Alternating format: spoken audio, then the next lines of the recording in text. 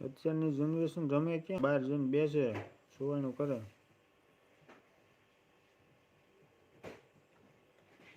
મોબાઈલમાં ઘુમાડે.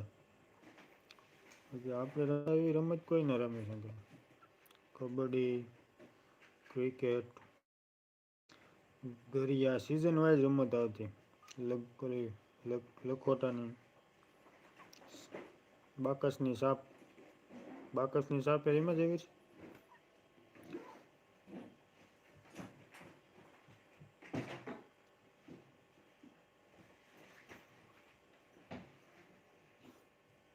પછી ગલી ડંડા,